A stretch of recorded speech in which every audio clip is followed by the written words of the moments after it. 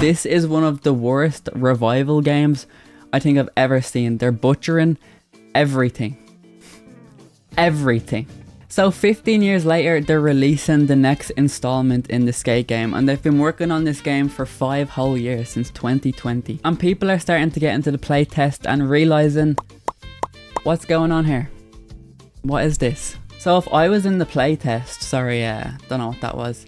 But if I was in the playtest, I'd be under a strict NDA. But I think that's complete and utter bullshit, because they're giving random YouTubers access to talk about the game. And I'd understand if EA were giving like ZexyZek, like the biggest skate YouTuber, access to the game. That's fair, he's been making skate videos for years. But they're picking YouTubers who have literally 900 subscribers. And great for them, you know? They got lucky. But how are they choosing these people? And why can't it just be everyone if they're gonna pick just at random? I will only be basing my information off ZexyZek and the guy climbing up the building.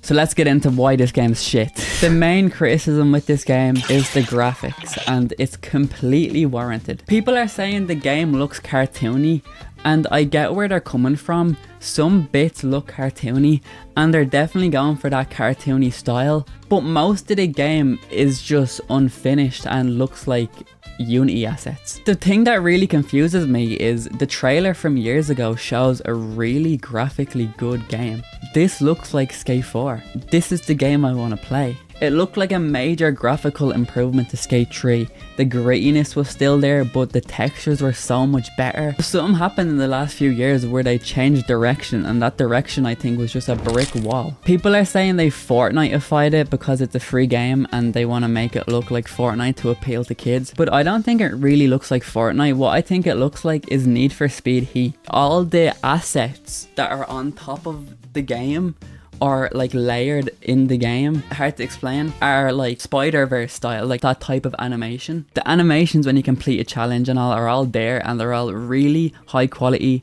and good, but they're layered on top of a game that looks like an unfinished Unity project, so it doesn't fit well. And there also is a lot of technical issues with the graphics. Now I don't want to go too hard on the technical issues with the graphics because it's in early access, even though it's been in development for 5 years, but the shaders will just go black and turn back on. Buildings just pop in and pop out, like their detail will pop in and then their detail will just pop out and it will just become a smooth texture. And it's really jarring, like it's not even that far away where it does that. And listen, I'm not a game dev, but you can just tell the engine is struggling when you're in like a highly graphically intensive area. Highly graphically intensive. It doesn't look that graphically intensive, but when you're in like the main skate park with like loads of stuff around and loads of people, the engine will just start like dying and going slower, and you can just feel everything turn to jelly. So I would sort that out, EA.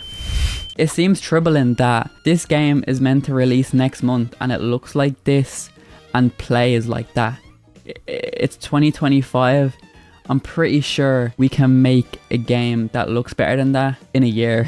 Like, I'm not messing. One thing that's a massive improvement over Skate 3 is the tricking. There's so much more control over the tricks, and you can tell they definitely put a lot of work into making the tricks feel and look good. But their main reason on why this game looks so bad is because they're focusing on the animations first. They want to get the animations perfect. But I'm so confused because the animations are completely horrible. So much of the animations are static and lifeless. They kind of feel like magnetic. Half the time you're doing tricks, the board is directly in your leg. So I really don't know where all that time went. One thing that Skate 3 does so much better than this skate is grinding. I went back and played Skate 3 last night, and the difference in grinding is insane. In Skate 3 you have complete control over your board and your upper body, but in this game the grinding is clunky. It feels like you have very little control over your board, and it's just not even close to as good as Skate 3. I do have a reason of why the visuals look so bad, but I feel like it would hit home more if I also tell you the other bad stuff first, because it's just gonna seem so much worse when you realize how much of this game is being absolutely compromised and just destroyed. Remember in Skate 3 you had these great locations like the Super Mega Fun Park or the Quarry that were like massive skate parks that you just go down and trick. It was really fun to just ride them down over and over again and seeing what different types of tricks you can do. That doesn't exist in this game. Now don't get me wrong, the city has a lot of skate parks. Well, a lot. It probably has like 4. But the skate parks are just like real life skate parks.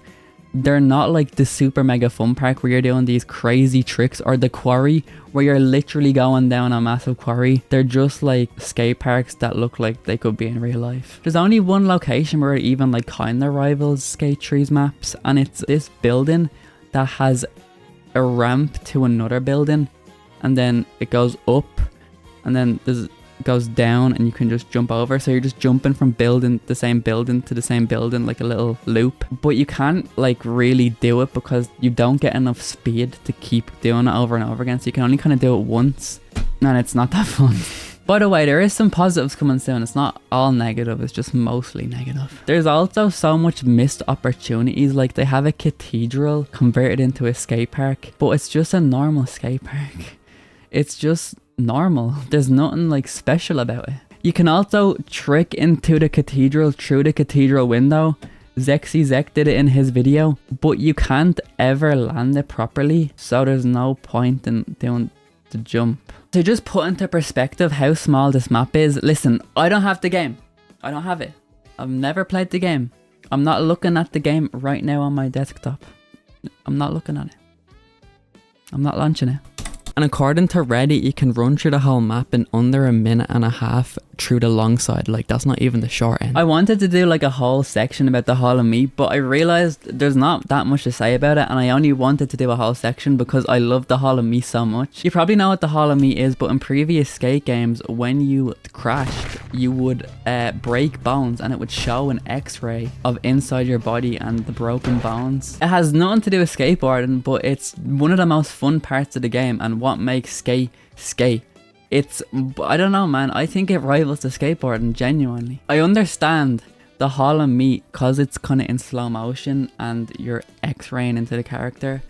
It would be harder to do in like an online game, but they did it in Skate 3 in an online game. Even though it was technically in Skate 3, it was a 1x1 system, so, you know, it wasn't technically online. But they can figure it out, you know, like, it's, yeah, it's hard to implement, but it's not that hard to implement. They could do it, like, if they really wanted it, they could do it. But they won't. They definitely won't do it. There's no Hall of Meat in this game. Okay, that was a lot of negativity, and there is some positives about the game.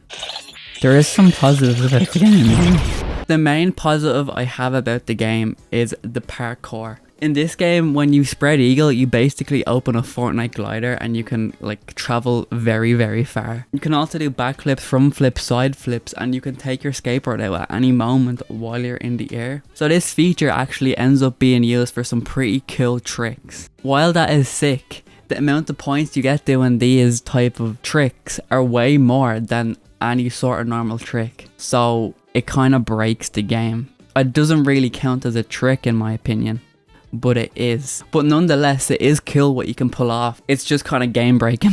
But there's one glaring issue that I think encapsulates all these errors and why this skate game is not skate. It's because it's slated to release on mobile phones for some reason. No one asked for it. No one wanted it. Do you guys not have phones? Yeah, you guys all have phones, got a phone. Right? You can play on your tablet too. I'm willing to bet not one person asked for skate on mobile. I'm like 99% sure not one person asked for that. The small map, the bad graphics, the cartoony animations. Oh my god, we have to talk about this. This is the worst thing ever. When I saw this is in the tutorial, and I nearly just leapt out that window. I'm not messing. I nearly cracked my head on the floor like a Hall of Meat. The microtransactions in this game are abominable. All the microtransactions in this game are done through, are you sitting down? Just make sure you're sitting down for this one because this is gonna hurt. The extrovert store.